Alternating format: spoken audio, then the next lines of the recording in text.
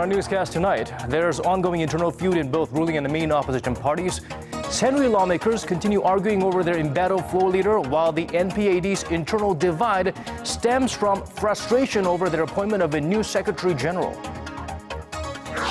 And Korea records current account surplus for the 39th straight month. But unfortunately, the trend is driven mainly by decreased imports. Eurozone ministers say no talks with Greece until this weekend's referendum. Meanwhile, the Greek Prime Minister leaves no room for repairing a broken relationship with EU partners by urging his people to reject a bailout deal. Stay with us with these stories and more.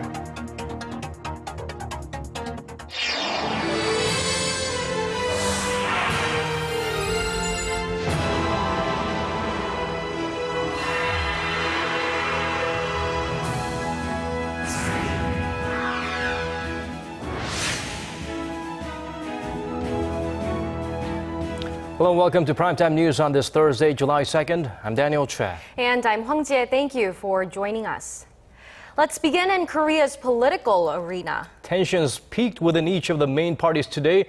The ruling Saenuri party's internal feud continues to escalate, while the main opposition New Politics Alliance for Democracy also remain divided over their party's newly elected Secretary General. Our Kim Jongun has more on these growing internal conflicts.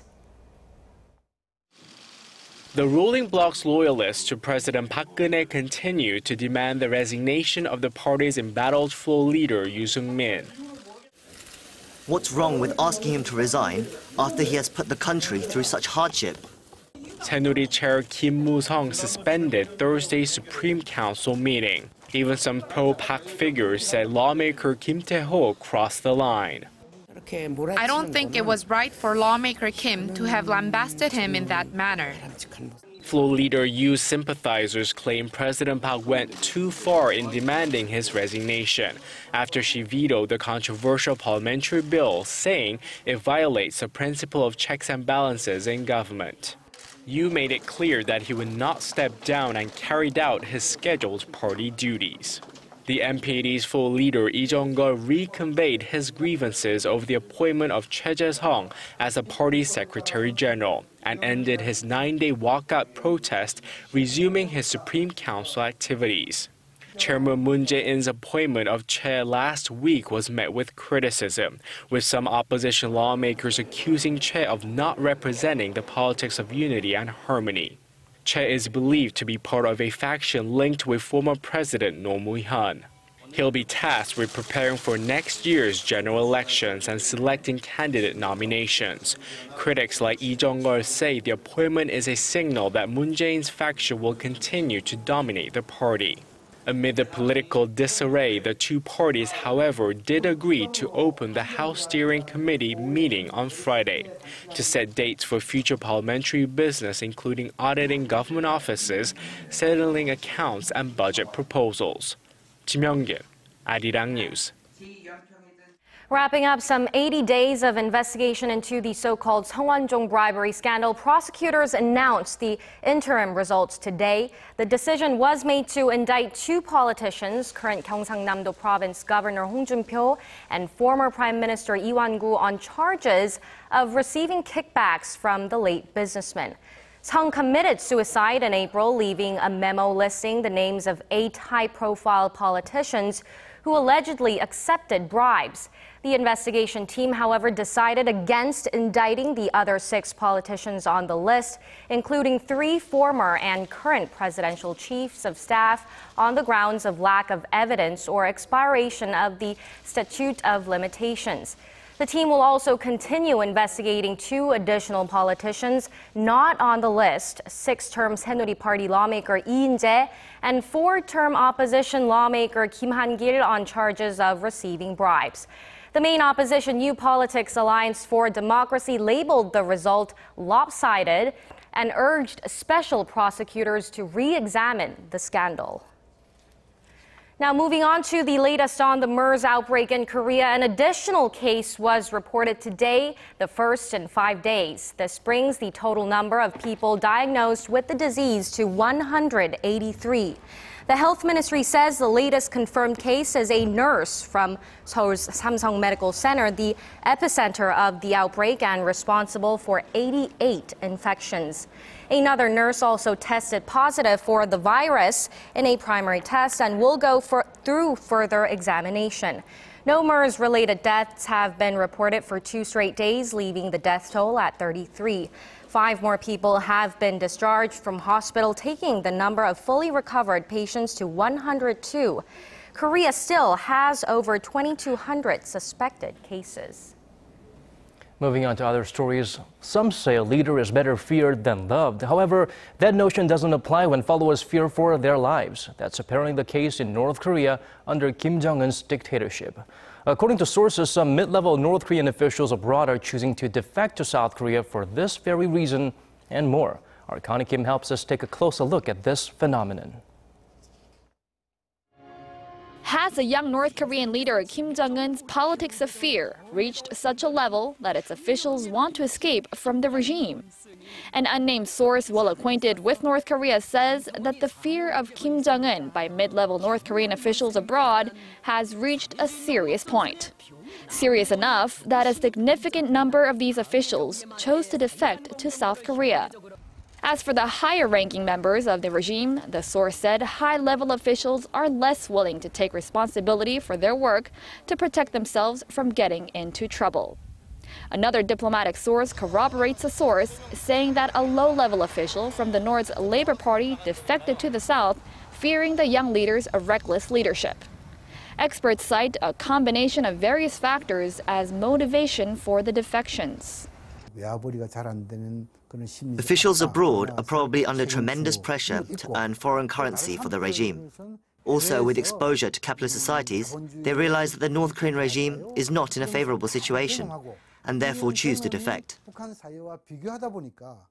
Some analysts say Kim's reign of terror is part of the young leader's methods for reaffirming loyalty to the regime, but some warn that it could add to the regime's instability.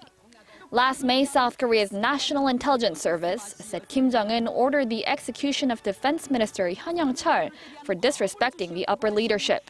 The spy agency also added that Kim has approved the executions of around 70 senior officials since coming to power in late 2011. Connie Kim, Arirang News. Staying on the Hermit Kingdom, the regime reportedly limits travel for officials residing there to only 8 designated regions, including the capital Pyongyang, Mount Wonsan or Wonsan Mountain, and Mount Kumgang or Kumgangsan Mountain. Voice of America reported Thursday that the information was revealed in a document submitted by the British Foreign Office to the upper house of the parliament late last month. It also stated that even with these regions, foreign diplomats and officials from international organizations must first report any travel plans to North Korea's foreign ministry. The United States has released a new military strategy to reflect the current global security situation. 4 specific nations were mentioned as major threats to U.S. national security, and of course, North Korea made the cut. Our Son Jung-in tells us more. Chairman of U.S. Joint Chiefs of Staff Martin Dempsey introduced the National Military Strategy for 2015, which singled out 4 states that pose an aggressive threat to its security interests and global peace.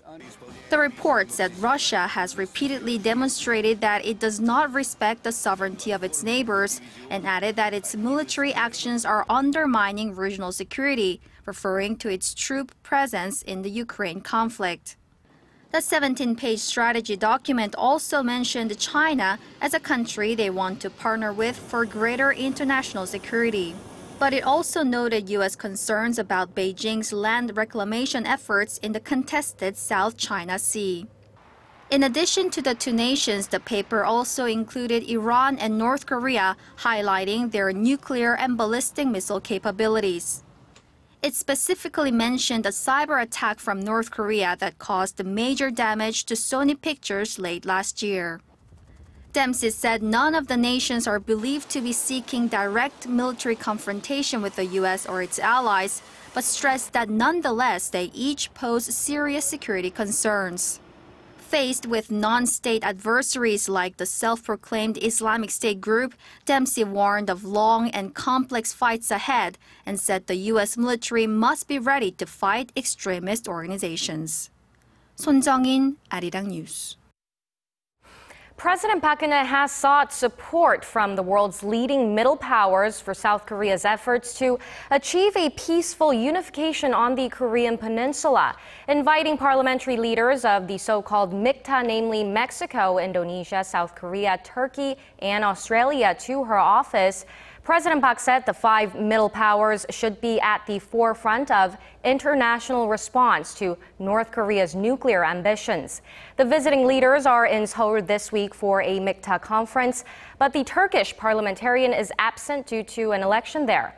President Park also anticipated that their cooperation in dealing with global issues like climate change and cybersecurity will help elevate each and every member's reputation and influence on the global stage.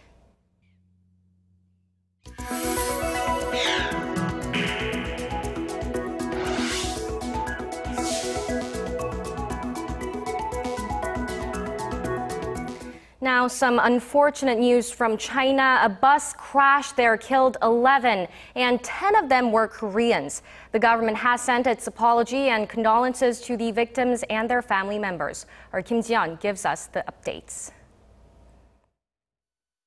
11 people are dead after a bus plunged off a bridge in the Chinese city of Jiangxi province on Wednesday. The bus carrying 28 people, mostly Koreans, fell into a river some 15 meters below. Included among the victims are said to be officials at the local Government Officials Development Institute, who are participating in a 5-day training program until Friday. I offer a sincere apology to the victims and their families. An emergency response team have been dispatched to the accident site this morning. We will do our best to support the families of the victims, as well as the rescue and recovery efforts. Officials from the Korean National Forensic Service will also be sent to China to participate in the autopsy process of the victims. The government says it'll provide for expenses and airplane tickets to 2 family members of each of the victims. China's foreign ministry also sent its condolences to the victims and their family members and says it has been in close communication with the Korean embassy in Beijing to jointly deal with follow-up measures. Local authorities in China are still investigating the main cause of the accident and the extent of damages. Local media outlets in China have pointed to the fault of the driver, citing that around 95 people have died in traffic accidents last year in China, mainly due to driver error. Meanwhile, media outlets in Korea pointed to a slow rescue operation, saying it took more than an hour for the rescue team to arrive at the site. Kim Jongun, Arirang News. A Korean lady who survived the Japanese military's sexual enslavement during World War II is currently on a week-long visit to the United States. The aging survivor is there to share her agonizing past with the world. Our Hwang Ji-hye brings us this story. 90-year-old Kim Bok-dong is in the United States this week to raise awareness about what she endured during World War II. She's one of the 200,000 women who were forced to serve Japanese soldiers at military brothels. The biggest event of her trip was a protest in front of the Japanese embassy in Washington. Despite her age, Kim took part in the protests, calling for an official apology and legal compensation from the Japanese government. Japanese Prime Minister Shinzo Abe must apologize and give us legal compensation to recover our dignity as much as he damaged it. The protest, organized by civic group the Korean Council for the Women Drafted for Military Sexual Slavery by Japan, was attended by American activists as well. These are historic crimes committed against humanity that we always have to continue to remember why they happened, and lift them up so that we can try to prevent them from happening in the future. The organizers say the protests will continue until the Japanese government apologizes and compensates the victims. But with the recent passing of a few Korean comfort women, the number of surviving former victims has dwindled to 49, a reminder that time is running out for the women to get the justice they deserve. Hwang Ji-hye, Arirang News. It should come as little surprise by now, but Korea's current account surplus is in the black yet again, extending its surplus streak to a record 39 months. It's not necessarily good news, though, as recent surpluses have more to do with falling imports rather than rising exports. Kim Min-ji has more. Korea posted another current account surplus in May. The Bank of Korea says the surplus hit $8.65 billion, up more than 6% from the previous month. With that said, Korea has broken its previous record surplus run of 38 months, which started back in June 1986. The central bank cites low global oil prices as the main cause of the recent surpluses, as it has pulled down import prices. In May, exports fell about 16% on year, while imports dipped nearly 20%. But experts also pinpoint the surplus to slowing domestic demand, saying the trend will continue for some time. The impact of the MERS outbreak in the nation on consumption and global oil prices remaining low will be reflected in the figures of coming months. Although a current account surplus can usually be seen as a positive factor for the economy, the experts said that it could also lead to further appreciation of the local currency, raising concerns for Korean exporters who have already lost price competitiveness on the global market. Kim Min-ji, Arirang News. And as the Korean economy continues to suffer from falling exports and low global oil prices, local companies have seemingly taken a hit. The latest report from Korea's central bank shows that the damage was especially critical on large conglomerates as their sales have fallen by the sharpest rate in almost 12 years. Our Hwang Ji-hye tells us more. On Thursday, the Bank of Korea released its report on corporate financial performances for the first quarter of 2015. Based on the analysis of more than 3,000 Korean companies, the report showed that the overall corporate sales had fallen by 4.7% compared to the same period last year. When it comes to the company's size, big conglomerates suffer the most, with their sales decreasing by 5.5% on year. That's the largest reported drop since 2003, when the SARS outbreak took a major blow at the Korean economy. On the other hand, sales at small to mid-sized companies fell slightly at just 0.6%. An official from Korea's central bank cited cheaper crude oil and falling prices of exports as the main reasons for the sales drop, which also explains why Korea's petrochemical industry took the biggest hit by losing more than 20% of its sales in the first quarter of the year. The official added that the weak Japanese yen and sliding global demands have also made it harder for Korean companies to sell their cars and smartphones. Despite their sales loss, Korean companies still managed to become a bit more profitable this year, as the reports show that their operating margins were up by 0.4 percentage points thanks to lower prices of raw materials. Hwang Ji-hye, Arirang News. Exciting news for fans of amateur sport. We are less than a day away until the official start of the 2015 Gwangju Universiade in the southern Korean city of Gwangju. This year's event is the largest in the 56-year history of that sporting event, surpassing the previous record from Kazan, Russia in 2012, with roughly 13,000 athletes from 145 countries set to compete. Korea is sending its largest Universiade delegation ever, 516 athletes and officials partaking in all 21 sporting categories. The Gwangju Universiade runs until July 14th.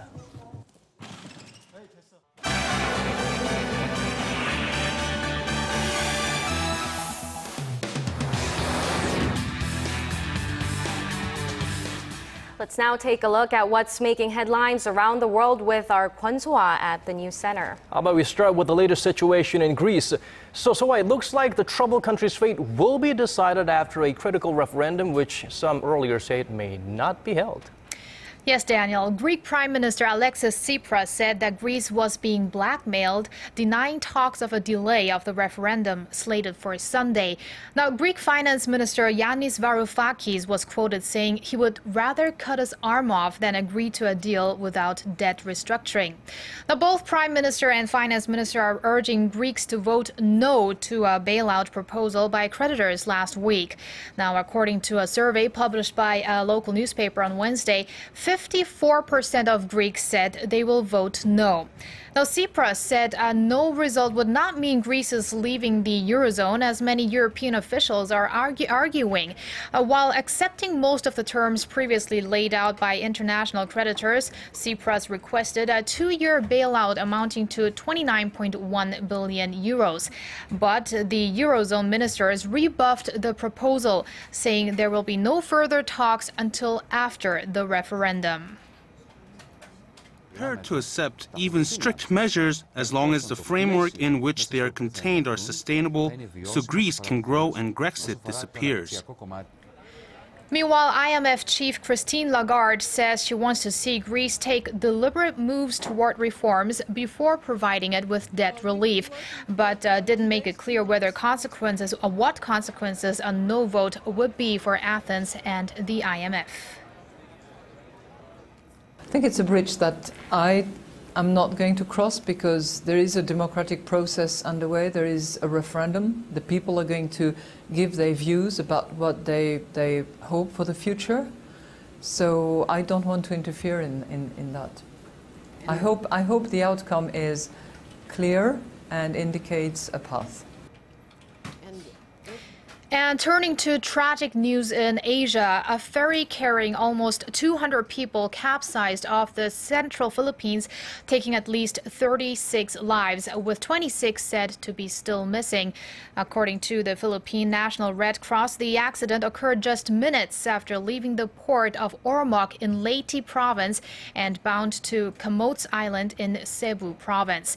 There were 173 passengers on board the MBCA Kim Nirvana, along with 16 crewmen.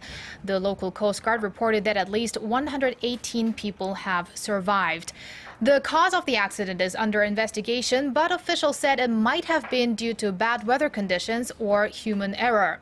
Up to hundreds of people lose their lives every year in such ferry accidents in the Philippines, notorious for its poor record for maritime safety. Meanwhile, the Korean government said it appears that no Korean nationals were on board.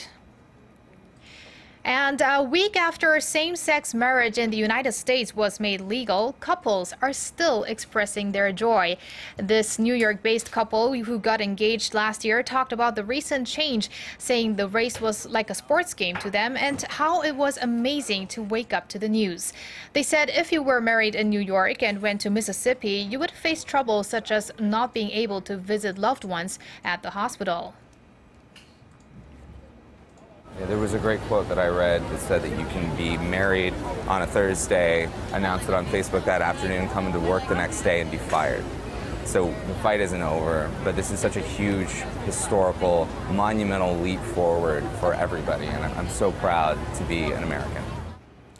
The landmark decision came on June 26th as the U.S. Supreme Court ruled that gay couples have the constitutional right to marry anywhere in the country, meaning the 14 states that had bans in place can no longer enforce them. And those are the international news we're following at this hour, and I'll see you back here tomorrow.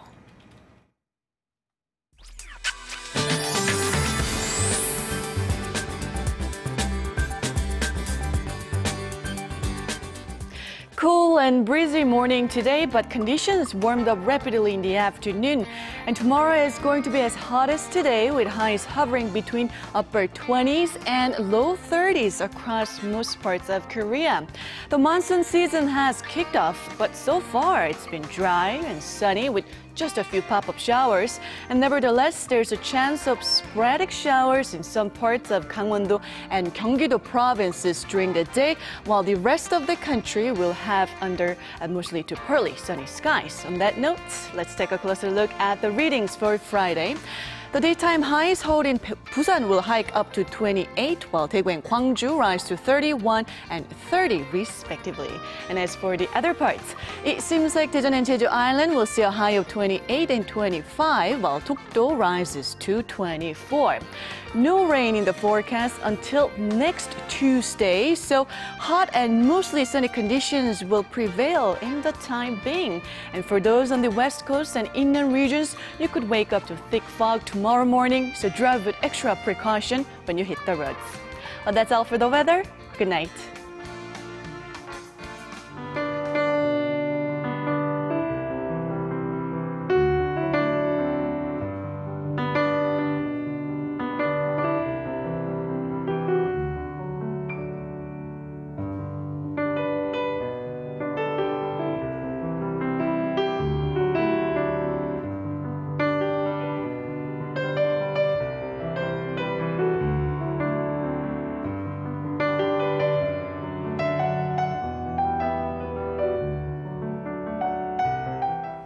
And that brings us to the end of our newscast. Thank you for staying with us. I'm Hwang Ji-hye. And this has been Daniel Choy. Join us again same time tomorrow. Goodbye for now.